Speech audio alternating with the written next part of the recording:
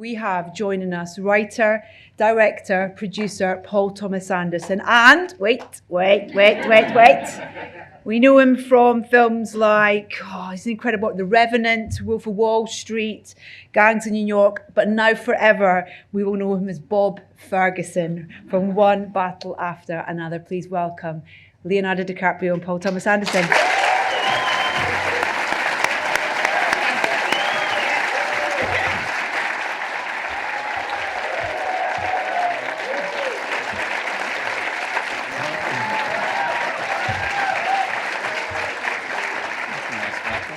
We don't need to lean in. We don't need to lean in. It's fine. That was a nice welcome. Thank you. Pleasure. How are you both?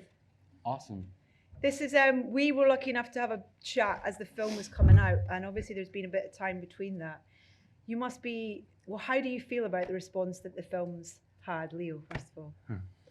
Tremendous amount of gratitude, truly. I mean, this film, I don't know, the reaction has been incredible from people. Just not only my friends and families, but people coming up to me and interacting with me about what the film meant to them. I don't know, it's been a really special moment making this film and seeing people's feelings about it, what it meant to them. Incredible. Paul, can you have a bit of distance with it yet, or is it still kind of too too fresh? No, I mean, it's only been like a couple months, and I look back so romantically at the couple weeks we all spent together going out and putting it out there the first time. It was just this magical time of exposing this thing that we'd all been working on. And I miss everybody. No, seriously, I do. I mean, it's nice to be here with him, but it was when we had everybody, the band, all together, it was so exciting, you know? And watching Chase experience everything for the first time and being with her and watching audiences discover her, respond to her, watching them find Tiana's performance. And so it was this amazing combination of them witnessing people, actors that they love play characters that they now love, and discovering new people. I'll always remember the experience of putting this movie out. Yeah. When did the journey begin for you both on this project? And what was the start of that journey? Was it script was done and locked, or was it it was prior to that? And I know you guys have wanted to work together for a while. Well, I think one of the fundamentally great things about Paul is he puts a tremendous amount of thought into what he does. And I feel like he kind of stews over ideas, and obviously they manifest itself on screen. But I remember having a conversation with him years ago, and he kind of casually came over for a visit with me and my friend Lucas at my place, and we're just kind of talking, and it wasn't particularly about a project, but I could tell he was tuning his fork to some sort of idea about something. And I guess there was a reference to maybe working together sometime in the distant future, like this ominous cloud. And I was like, said to my friend Lucas afterwards, "What do you think that we're talking about a project?" He's like, I have no idea. I have no idea. And then these just conversations start to build, and then, and Paul notoriously lives in Tarzana, which, if you don't know Los Angeles, is kind of a sect of Los Angeles that is within and without. It's just far enough away from Los Angeles, but it's driving distance, You can. So I went to visit him, and I remember this strange restaurant that felt almost out of The Shining. It was like there was no customers there, yet there was a fully working staff, and it was pretty decent food, but it seemed like it was kind of from the 70s and not updated, and there was another conversation there. And then it kind of melded its way into workshops, and then finally you hear that there's a script, and then there's a script, and there's more conversations, and then it was about finding, the miracle that is Chase in this movie, who we did a lot of workshops with her, developing that character and that relationship. So it's never a call from the agent. Yeah. It's a series of very thoughtful conversations that lead to something creative. It's so interesting because I was lucky enough to chat to Chase, and she talked just so kind of fondly about that opportunity. She had the chance to audition, and then this audition became this kind of you know, she said it's the best training she's ever had to work with you and with you in terms of kind of sculpting this character and this relationship. Is that how you know, you normally work in terms of workshopping in a way, or, you know, in terms of the collaboration, I guess?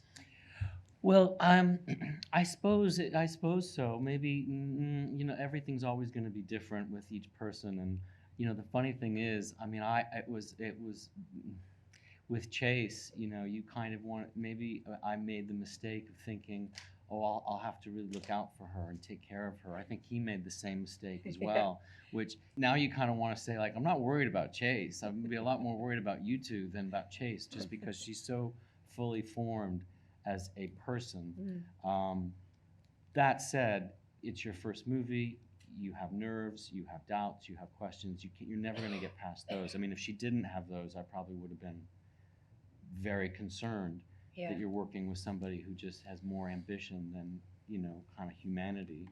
And we knew, and there was pressure. It was that there was pressure on her to be the center of the film. That you needed to care about, and we needed somebody you know, that you want to find somebody that has a similar work ethic that you do, and that, you know, and we found her. So yeah, sometimes if you have a long runway to something, it feels good, because by the time you get there, maybe you feel that you've done enough work to properly get started. You know, sometimes you can feel that you never do enough, but ultimately, you know, it will be enough. You know, I know that he feels the same way as I do, just about preparation. Just not wanting to walk into something without being ready to be scared, being ready to abandon it, if that makes sense. Totally. Yeah. How important was that time for you, Leo, in terms of finding that relationship with Willa, or what that relationship could be? Because it's so interesting, you know, there's elements of role reversal at times as well, and kind of finding out what that was. That came a lot through the workshops. I mean, and the whole idea of her having a cell phone came from that too. And us, I think Paul at one point maybe wanted to do some sort of hyper-realistic world where there were no phones, and she arrived, you know, basically saying, "Are you out of your mind? I'm going to have a phone. I don't care if my father's off the grid, or if he's paranoid, if he's disconnected from reality, anti-government. I'm going to have that phone." And that became this kind of key moment that strung itself along in the movie with a lot, and created moments of tension. But a generational gap of a father trying to, I see that with my little sister. I think a lot of parents feel that this next generation is just light years away from us as far as what they're experiencing and learning, and the inundation of information that they get. And here's this guy stuck in his revolutionary past with his paranoia, thinking that his daughter's going to follow suit. And a lot of those great workshops that we had, that tension arose between us, of her almost playing the mother figure, and me just desperately trying to connect with my daughter, and doing it through anger and self-medicating myself with drugs. Those workshops, I think, were very key. When we landed on set, I think we were on firm footing of what that household dynamic was. Yeah. We've got some clips that we're going to show, but just before I get to the first one, I was really interested to, it's a bit of a strange question, but this has been a story that you've kind of, it's been kind of percolating in you over years, you know, from the book, and pulling things from that. And I just wonder, you know, I believe that things happen for a reason and at a certain time. And if now being the right time to make this film and release it, but in that time that's gone between you first coming up with the idea and now, what you needed in that time to be able to make the film now, or if you discovered something in that time to be able to make the film now. Yeah. Chase, first of all, really. Wow. Leo aging into a part, rather, you know, honestly. Me aging into being able to tell the story, properly being a father, you know, in the middle of being a father and having children this age. And all that aside, just confidence to tell the story, and confidence in the story, and just, at its worst, if you have a story that you work on for a long time, it can go past its shelf life, or you can kind of miss its moment, or misjudge it, or something like that, you know. or at its worst, you can, but at its best, it is cooked just right, and the ingredients fell in, and I feel that way. I mean, feels the audiences have told us they feel that way too, but I felt that way in making this film. Like, holy shit, we really got lucky and got this one right between the goalposts in terms of the people coming together at this time to tell this story. Yeah, it could have gone either way there for a minute. It was touch and go. Just if you have something for that long and you flirt with it and you're not quite sure, but the script and the story did get to a place where it gave me confidence, and then finding Chase, having Leo as a partner, and finding Chase, finding all the supporting pieces. And by the way, to that point, we even had a situation where we didn't get the goal. Like we didn't really score the goal exactly. We had to call a timeout because Benicio had to go off and do Wes Anderson's film. So we really had a decision to make there. Normally, you in normal situations you go, oh shit, we lost Benicio, but we really said there's no possible way we can do this without him. We'll do something that we're going to have to figure out how to do financially and creatively. And we took a break shooting for 2.5 months. Wow. And picked back up again. And luckily, we were able to make that work because everybody on the crew said, oh yeah, let's wait for Benicio. It's fine. We'll take a break for 2.5 months. And so I can't imagine not waiting for Benicio. Yeah. Did you wear your dressing gown for the entire 2.5 months that you had to wait?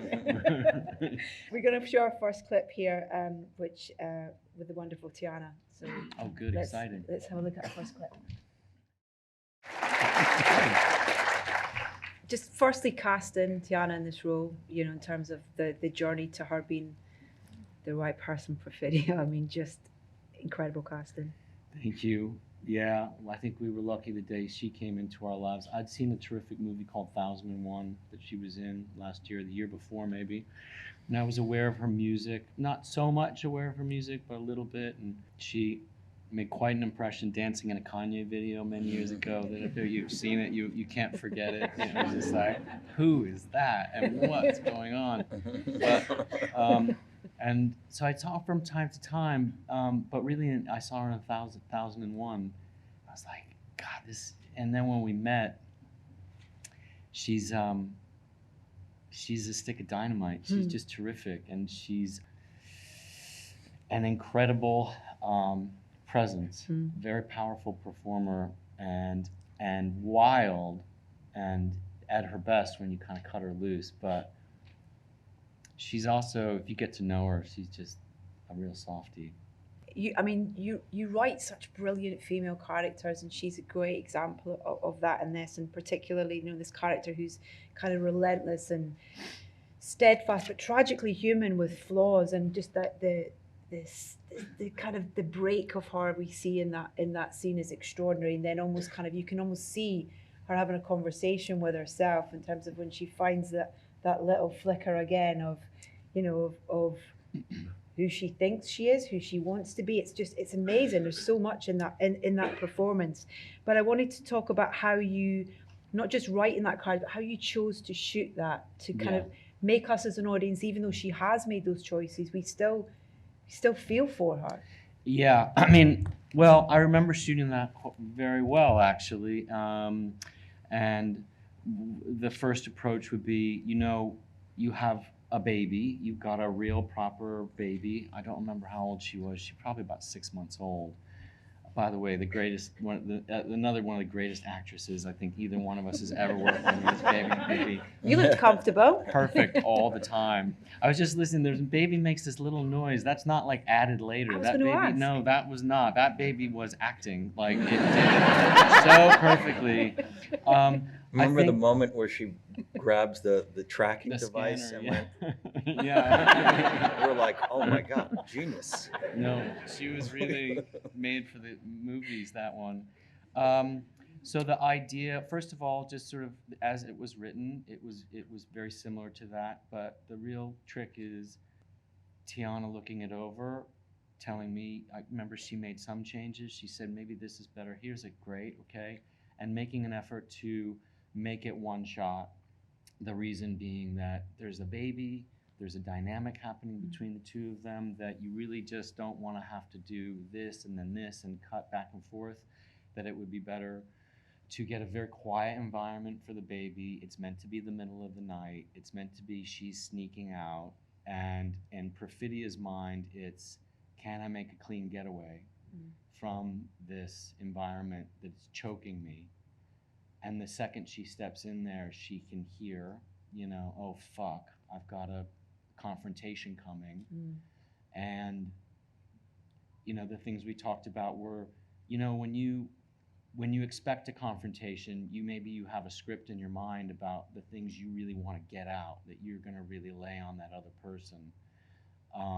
And that's one thing, but then maybe it's something else when the baby is looking at you and you have to kind of make that choice of like, am I going to really stand up to this crazy decision that I'm making right now? I'm drowning and I need to get out of here.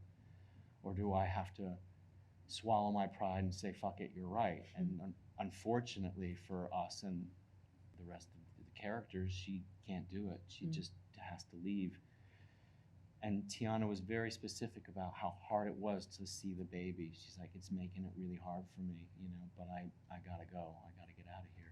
So there is one cut. So there's a little chunk that we took out but it was all one shot. And I think we did about 7 or 8 takes, and that's probably one towards the end. They were all really excellent. The choices of your delivery as well, that kind of the whispers, the way that rather than, you know, you talk about confrontation, the obvious thing would be a kind of shouting match, but the kind of almost the quiet frustration that he has in his voices. I think it had a lot to do with her choice and what Paul wrote into the script, which is, I think, just to add to what Paul said, there's a whole other layer of her postpartum depression going on there that infuses its way in a lot of ways to her idea of rebellion, and that, you know, a white man can't do what she does, and this severance between the two characters. You know, he has these brilliant sequences before where, you know, you hear her whispering behind the door how she's kind of jealous of the baby. And so there's a multitude of things going on there. Plus, if you're asking about the choice to whisper, I don't really remember, but I do remember it's, you know, it's relevant in the sense that Paul does a lot of amazing location scouting. And so we're never really feeling like we're on a set. I mean, he spent a year wrecking all these different incredible locations to create what is this amalgamation of Back 10 Cross. And these are real homes that we're going into. You know, these are, you know, there's set decoration on top of it, but you get a sense that her mother's there, her aunt's there, got to be quiet. You know, there's a bunch of people sleeping. I'm up at night. You know, being in El Paso, all the people that we got to work with that had real vocations, the people that were corrections officers, nurses that infused their way into our performances, it really starts to become alive and almost feel like a docudrama when you get to, you know, be in these locations, and it shapes your character, it shapes who you are and how you react to things and people. Did you do similar stuff with Tiana, with Chase, in terms of workshops and finding that relationship? Or we did some stuff right early on with I mean, auditions that turned into camera tests, and camera tests that turn into just fucking around and improvising and things, and just creating looseness and awareness of each other. That whether it's any of it's used or it's all ammunition to kind of get confident and comfortable with each other. Yeah, for sure. I mean, not that Tiana needs any confidence help. I mean, but it's such a pivotal scene because, you know, as she leaves, but she's ever present throughout the rest of the film, not kind of physically, but kind of her. She's there, you know, and that's an amazing thing that you've written into the script that is there in the performances that we get from everybody who feels her as well. Yeah, she's not there in the body of the movie, but she's always talked about. Her ghost is hovering over everything. It was, you know, it was an interesting. I loved the roll of the dice for like setting up a movie where you think, okay, here's our lead character. You know, this is a movie about her. He's maybe a supporting part, but it's really all just prologue for this girl story. You know, what happens when the sins of these two parents are sort of dumped into this girl's lap, and now the rest of the movie, while Tiana's not there, hopefully that's what's great about her, is that you feel her presence, you feel her hovering over everything. You see him on the couch stoned, and you're like, oh, you're stuck, you're just stuck.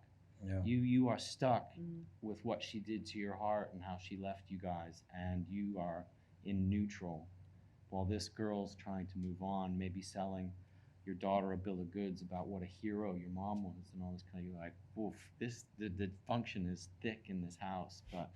And you know, you're discovering them at a moment when this girl can't be a little girl anymore. She's got to get out of this house. Something has to happen. Yeah, I like to say her dynamism kind of left a wake of carnage for all the leading characters. They're picking up the pieces of her impact on their life. You know, he said it best. I mean, the ghost of her lives on throughout the whole movie. Yeah. We're all scrambling. It's funny when you see the film, when the audience, I watched it, and there's just a photograph, and the Christmas Adventures have a photograph of her. And it's such a good feeling to see her face again. And hearing about her, and you see her face again, you're like, oh, right, there she is. You know? Yeah. And I think it works well when her letter at Oh my voice, you hear her God. voice again at the end. It's great to hear that she seems to have learned a little bit of something where she is off and away. She's got a big debt to pay. Yeah. So.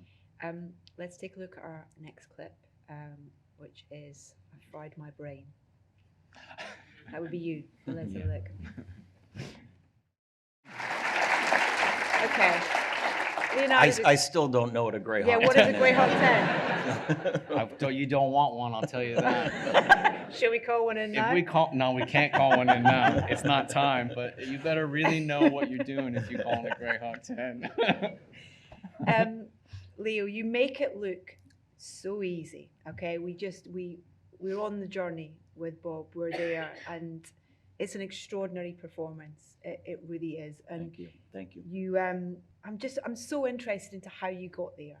You know, in terms of the collaboration with Paul, but then also because it's such a physical role as well. You know, that scene where he comes through the gym and falls down onto the mat sort of thing to avoid being seen through the window. All those kind of little moments where, you know, you're physically throwing yourself into the way you're on the phone and you pull all those kind of little things. What's the prep in getting there, and the costume and all that? That's a lot of questions to throw at you, but I'm just really interested in your process to being ready, like you were saying, you know, putting the work in beforehand to that first day of cameras rolling to kind of go, I've got him.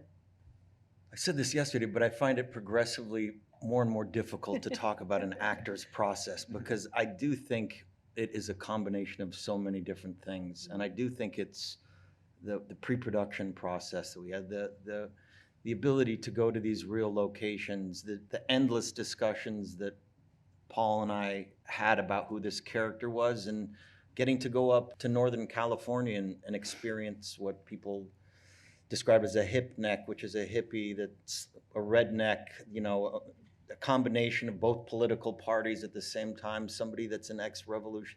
Got to read this book called Days of Rage, which is all about ex-revolutionaries and their assimilation into the real world and how broken they were and haunted with memories and guilt, all that stuff. But, you know, at the end of the day, I think it has a lot to do with being able to work with other actors that bring one singular idea. And I think we gave Paul a cacophony of a multitude of different ideas to choose from. And one of his unique God-given gifts is his ability to zone in and zoom in on that one great idea and expand it.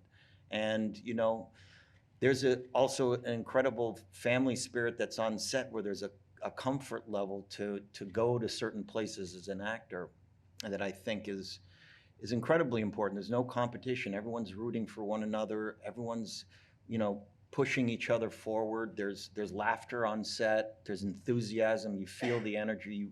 You feel that from the crew. It's a very isolated sort of micro crew that he creates, and it feels very intimate. So, you know, I think that it's a combination of a multitude of different things that gives you the comfort to go to certain places as an actor.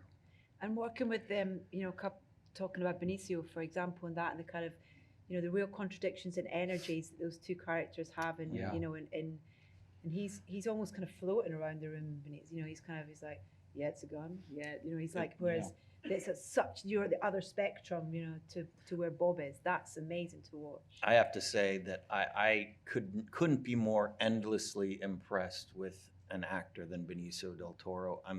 Having come from that film, you know, he kind of was stumbling around saying, "Oh, I don't know if I'm prepared. I just came off this thing, blah blah blah blah," and then he arrives on set, and his specificity and his choices for who that character was and who sensed it. That's why we waited for him. You know, we realized there was really no doubt in our mind that we were going to wait for him. But when he arrived on set, he was all. I remember one specific moment. We had a couple traditional, sort of heroic things that Bob would do to utilize his revolutionary skills from the past. One of them was to kill a character toe jam with a rifle, and he was like, "Look, man, I teach his daughter karate, you know, and I love the fact that he's a revolutionary. I know who the French 75 is, but I'm not going to take care of this guy if he shoots somebody in my dojo." He's like, "I got a whole system going on of, you know, this Harriet Tubman sort of, yeah. You're not going to fuck it up for him. He's not going to mess it up. He's got his own subset of what his life is." Yeah.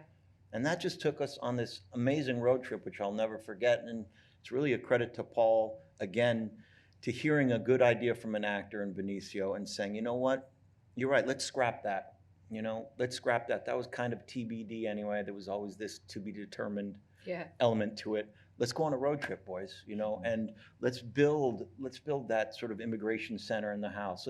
Let's see your family. Then let's get into the car and let's not do those sort of traditional." And all that was sort of made up within a matter of weeks. And that's a tribute to those decisions, those ideas, and his ability to sort of duck and weave and be malleable in those moments to take the crew in a different direction. I mean, that whole sequence through through Benicio's facility is extraordinary. Yeah. The way the maze-like nature of it and stuff. How did you do that? Well, there was always something in that sequence, you know, and we scratched around the edges of it and we never quite knew what it was. And the truth is, Benicio had sort of planted an idea, actually, really on my porch many months before. He kind of threw that premise, like, if he kills somebody, I don't think that I can help him. We were like, okay, fair enough, we'll think about it. And then when we got to shoot it, we then went to El Paso. That whole apartment space was a build in a second floor of an empty building in El Paso. So it was a recreation of many different Latin apartments that were Latino apartments in the area. And Flo did an incredible job just creating that. The trap door was actually there in a separate hallway down to another thing. So we were incorporating things that were there and that we built and just kept building on it and being in the space and having these families that was their store, you know, down below. That's really their store, and teaching them how to be and act and help, and they teaching us how to do it. This I can't. One day I'll try to do it better justice, and I won't take up all of our time now doing it, but because I'll stutter through it. But it was the most magical 2 weeks of filming that I've ever had. And the immediacy of it, I think, shows in the film. I just want to say something about that too, that he won't say in terms of answering your question to him that he didn't answer. Because he Funny can't. that, Because he can't do that. That would be irritating if he did.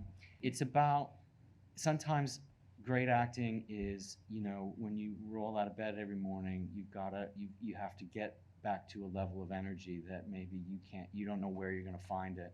And imagine that phone call that this whole thing started, let's say, in January, and by the time he's on the phone the second time, it's July, you know, and a couple times over many different months, you have to go back to that well and discover that energy and frustration take after take.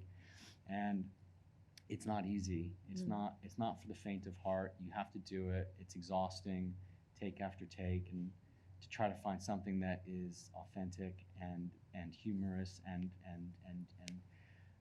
but yeah, to his point, you can't, no acting is alone. So, you know, there's a great actor on the other end of that phone call who's great, my friend Dan Cherriton, who's just terrific. And I mean, very infuriating, and really good at playing Yeah. fighting his corner. So, The worst woke customer service. Comrade Josh. Was it one scene you had with Sean Penn? Is that right? Yeah. That, good God, it's a powerful scene. Just that, it makes the hairs on the back even think about kind of what he's doing behind you, and you can see the character. It's just, what was that like for you in terms of filming that with Sean? Because his performance in that cast and again of him in that role was phenomenal. Sean Penn. Yeah. Sean Penn, baby. Thank you very much. Next question. I mean, true. You can really just end it right there. Fucking Sean Penn. Yeah. You know, you're kind of, that's Were you scared? Well, we talked about that scene a lot because we felt that there should have, but just to speak a little bit about Sean's performance, we talked a lot about who Lockjaw was going to be, and then when Paul decided on Sean, what was so amazing to see it up on film, because I hadn't seen a lot of it, obviously most of it because I was off doing my own stuff, was, you know, the fragility that he brought to what would otherwise be an obvious choice by maybe some other actors to make him purely menacing. I just thought he was so incredibly pathetic and almost sympathetic at times. And when he's sitting there looking at his desk, and you're like, you've gone on this whole journey and you have this generic IKEA desk with this, this window view of, is it Dallas? I don't know. And he's sitting there looking, and he just makes that moment going, I've arrived, as if he's in Shangri-La or opened heaven's gates. And how pathetic he was. No, I mean, he brought elements to it that a lot of, I won't say a lot of other actors wouldn't have made that choice, but certainly Sean fucking Penn made them. And that scene with him and Chase as well. In the church. Wow. Yeah. No, I mean, I think Lockjaw and the way Sean plays him, it's very scary because he feels so bottled up and pent up. There's something so volatile in his frustration in his own skin, but obviously he seems very confident in his tight shirts and his skin and all that stuff. But with the comb, you just feel you feel how fragile he is. Yeah.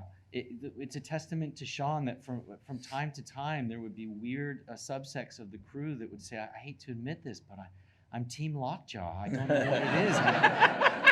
I just want to give him a hug and tell him and try to help him somehow. You know, I understand what you mean, you know. I know. Hope you didn't get T-shirts made. No. I mean, no. It would just be a fleeting kind of moment of sympathy. You'd say, "Wow, well, shit. I hope he gets over it. Whatever this is, I hope he can get over it." Not making the world a better place, acting like that. We've got our final clip that we're going to watch right now. That is kind of a tease to it, actually.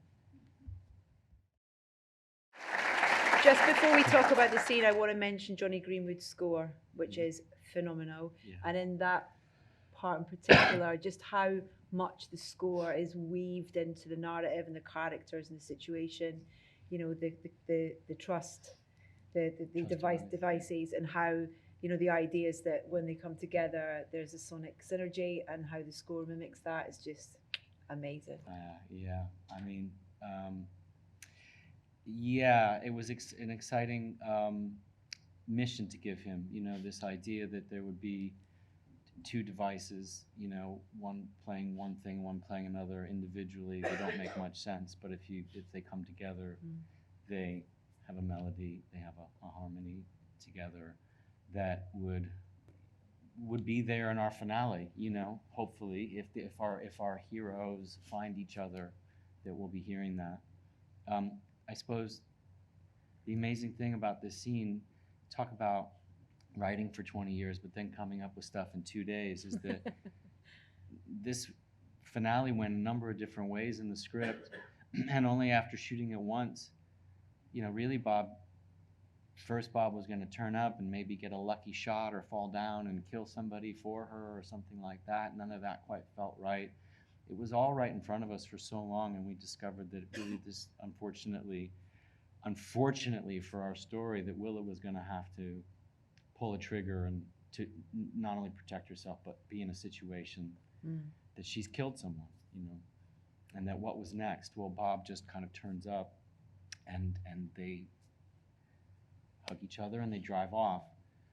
But after seeing dailies back to the hotel, it was like something was missing, you know, something was missing. And to put yourself in Willa's shoes was, from what she's learned, you know, who are you? Like, Yeah, you're not so important, you're not those my, words, you're not you're not my dad. I've learned that. You don't know that, but I've learned something, and I don't know who to trust. So that really became, you know, I don't know how many fans there are of The Searchers here, but, you know, my whole life I've been trying to get, if you could get a moment half as good as John Wayne finding Natalie Wood and you think he's going to kill her, but he kind of picks her up and takes her home. There's that kind of impact out in the desert. I just thought, wow, if I could get anywhere near that, I might be lucky. But this kind of situation where Willa has these questions, you know, it's kind of like, not so fast. I have some questions of my own. Yeah, very proud of the way that turned out.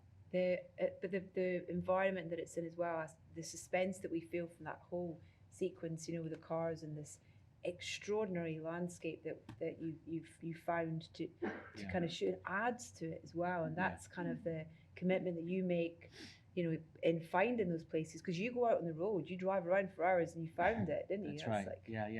Yeah. It's well, it's a testament to getting in the car and driving and looking for locations rather than just sort of looking at a book about where you can shoot. You know, that stuff that's usually been shot before, and what you're doing, what you're hoping, what you're crossing your fingers will happen is something like coming across that river of hills, which my imagination isn't good enough to come up with something like that. You know, I would just have put everybody on flat roads and think, well, we're going to have a car chase. You know, but really, I'm not being faulty, but you kind of hit a ceiling, and it requires getting out into the world, and you say like, oh, here it is.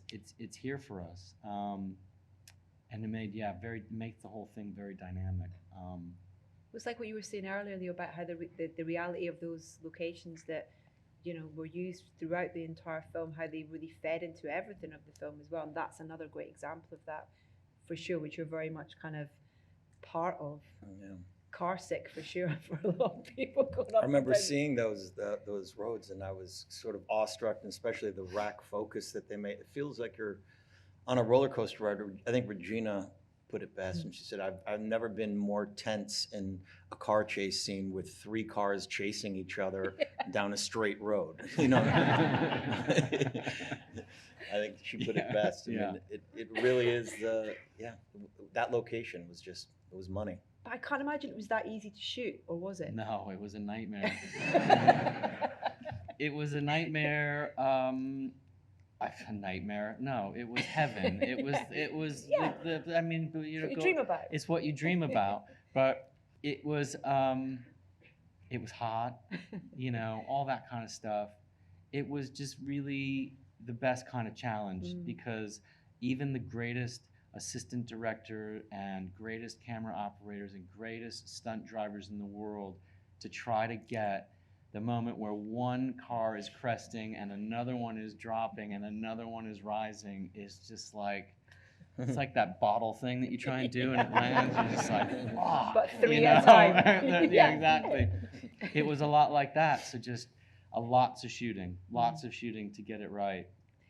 You were talking about how Benicio was coming up with ideas and things like that, and I listened to a wonderful conversation with you and Steven Spielberg talking about the film, and obviously what you've got in common, many things, but working with Leo, and he's saying that you have a great thing where you come up and you go, this is a terrible idea, and I just wondered what were some of those terrible ideas that turned out to be really brilliant and really helpful in part of the film that Leo brought. Some of his terrible ideas? Yeah.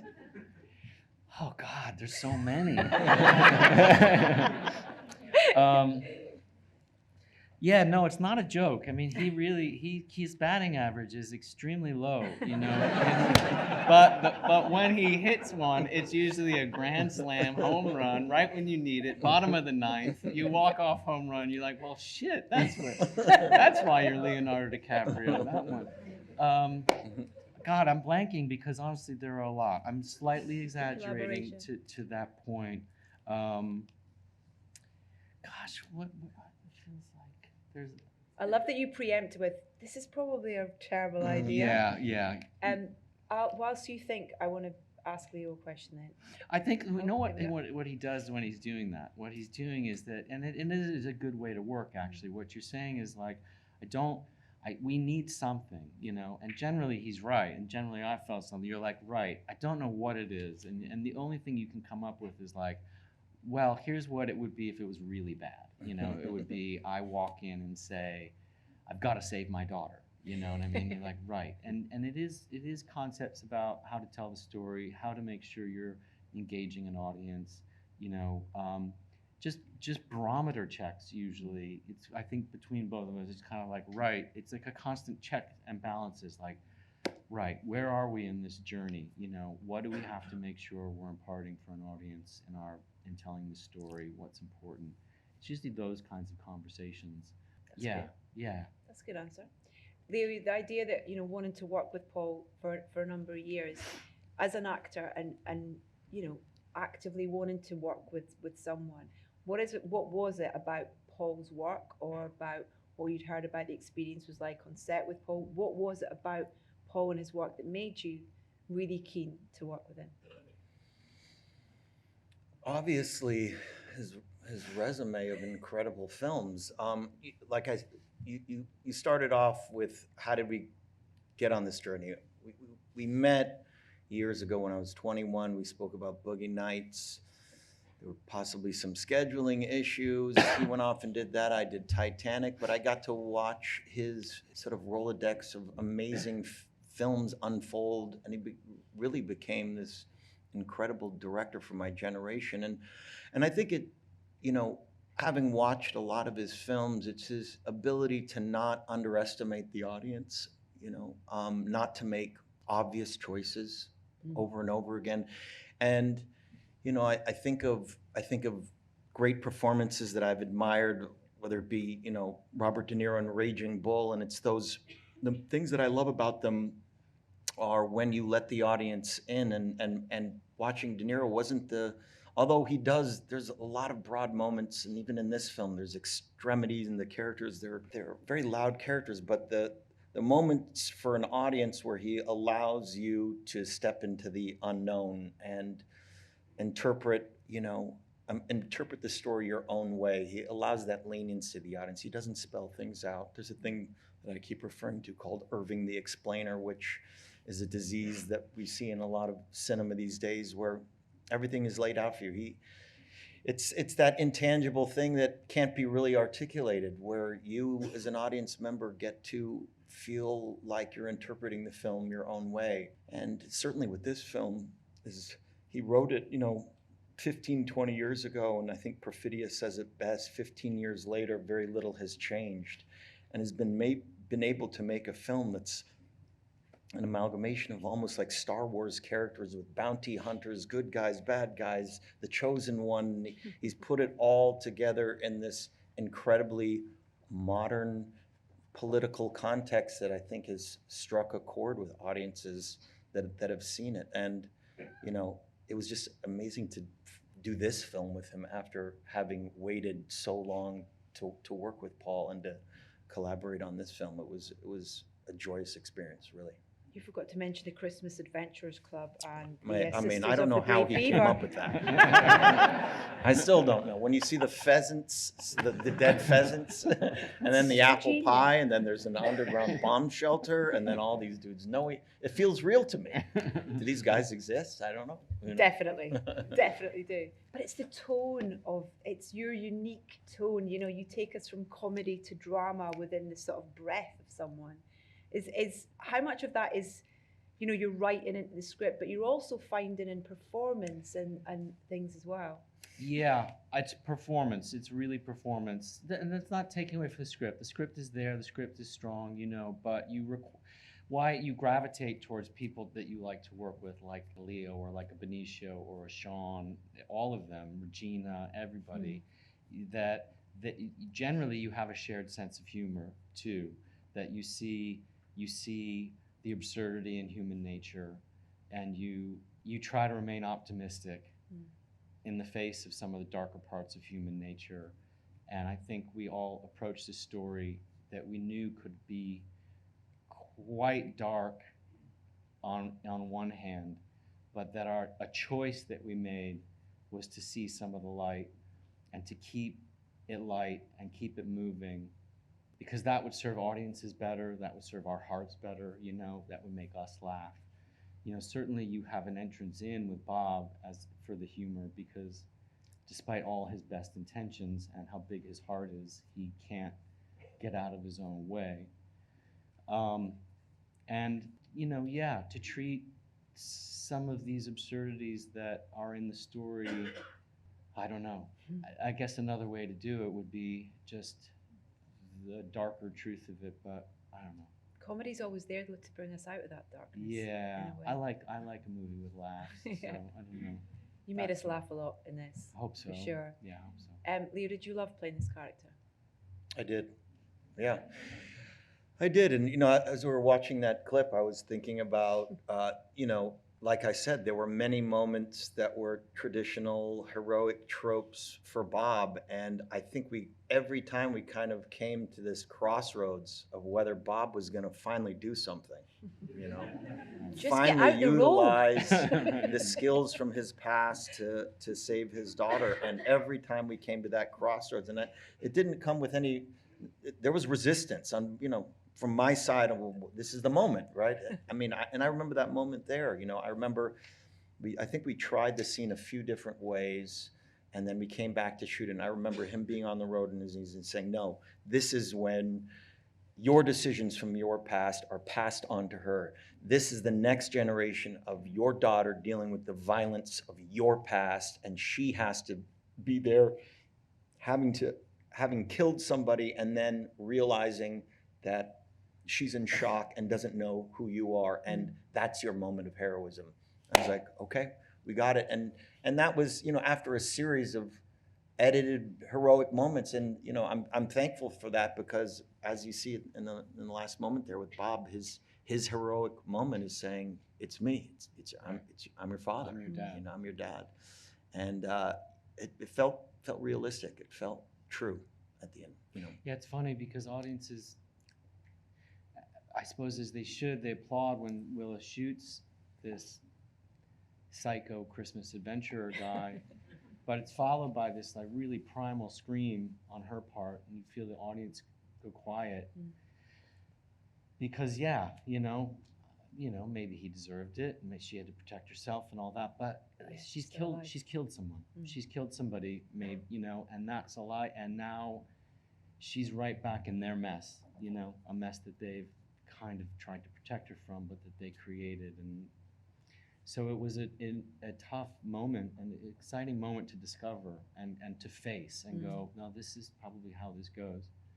You made me think of one thing. I want to just talk about humor. I don't know if we're short on time. I don't want to keep babbling on, but a testament to Leo or actors when you're improvising and things, like, it's an off-camera moment, but it wasn't written, but you hope for an actor to start to inhabit a part and say things that you never could imagine writing. And when he says, you know, we're talking on the phone like men, that's really funny. And he improvised that. It's like, that's really good. I wish I had written that, because that was like, oh, God damn, that's good. Like real men talk on the phone and insult each other, you know? Like we've come so far from duels and shit like that. I could chat to you both all night about this film. It really is absolutely wonderful. Huge congratulations. Thank you for your time tonight. Wonderful Leonardo DiCaprio and Paul Thomas Anderson. That was great. Better to do this. I like this.